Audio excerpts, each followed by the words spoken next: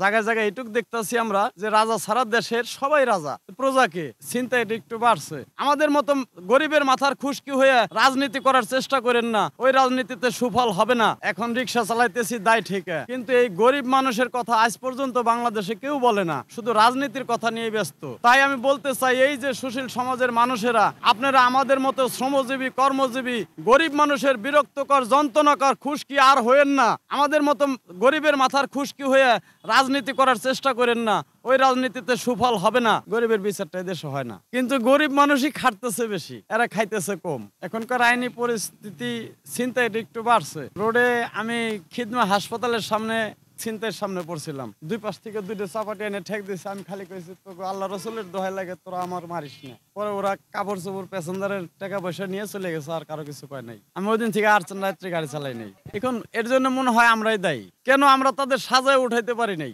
তাদেরকে আমরা সাপোর্ট করছি, তাদেরকে আমরা সহযোগিতা করছি, তাদেরকে আমরা ঘুষ দিছি, এই কারণে আমরাই ব্যর্থ।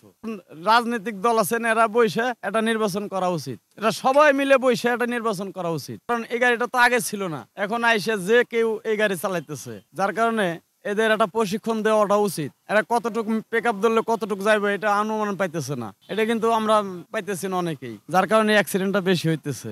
এই কারণে প্রত্যেকটা ড্রাইভারের একটা প্রশিক্ষণের মাধ্যমে একটা লাইসেন্স দেওয়া দরকার। যারা প্রশিক্ষণও পাইলো, লাইসেন্সও পাইলো। অটো গাড়ি তো অবৈধ হিসেবে, কারণ এটা তো কোনো কাগজপাতি দেয় নাই, কোনো লাইসেন্সও দেয় নাই, তাহলে তো এটা অবৈধই। বৈধতার মধ্যে সবার লাইসেন্স দেওয়া উচিত, প্রত্যেকটা ড্রাইভারের ট্রেনিং দিয়ে লাইসেন্স দেওয়া উচিত। আগে যতটুক ভালো ছিলাম এখন ভালো আছি, কিন্তু সামাজিকতা ভাবে জায়গায় জায়গায় এটুক দেখতেছি আমরা যে রাজা ছাড়া দেশের সবাই রাজা, প্রজাকে একজন রাজা অবশ্যই থাকা উচিত, কিন্তু সেটা সঠিক একজন রাজার দরকার, যে সুশীল সমাজ সুন্দর করে গঠিত করতে পারবে, আর ওই সুশীল সমাজ গরিবের মাথার কীট হবে না। আমি কাকে রাজা হিসেবে দেখতে চাই এটা তো আমার পক্ষে বলা সম্ভব না, যার ভাগ্য আছে সেই হবে, কিন্তু সে সুশীল সমাজের মাথা হইতে হবে, যাতে আমাদের মতো গরিব মানুষ এই দেশে আর জীবনে কষ্ট না করে।